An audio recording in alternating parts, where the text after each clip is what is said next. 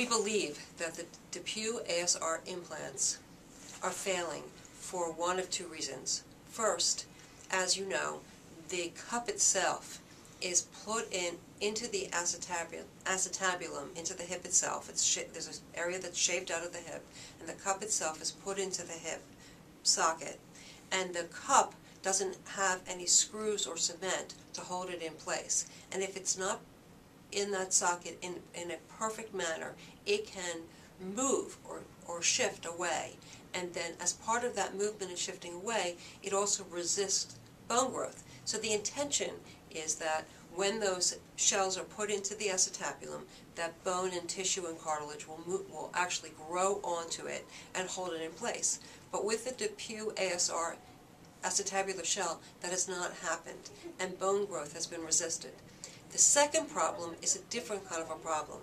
The femur has the femoral stem, and then there's a ball, and the ball hits onto the shell itself. So when the ball hits onto the shell itself, instead of being a close fit of the ball into the socket like it is in a normal or predictably healthy human, what happens here is that the ball will hit a very small portion of the shell, and then the shell will continue to slip.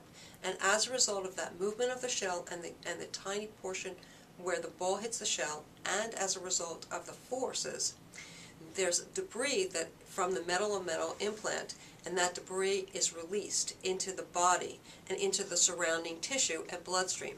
That metal-on-metal debris that is released can cause something called metallosis, and that's why patients have been advised by DePuy to go to their doctors and have blood tests to test for levels of chromium and cobalt, which are the two metals that are released by the friction of the metal-on-metal of the implant. We are asserting that DePuy Orthopedics and Johnson & Johnson are liable for selling defective acetabular components because they knew or had reason to know that those components that were sold that were metal-on-metal and did not have a sufficient flange to hold in place in the hip itself, in the hip socket itself. So they knew that they were defective when they sold them, and we're alleging in our complaints that as a result of selling those defective and unsafe parts, they jeopardized the health and well-being of the patients who now have to go back and have revision surgery.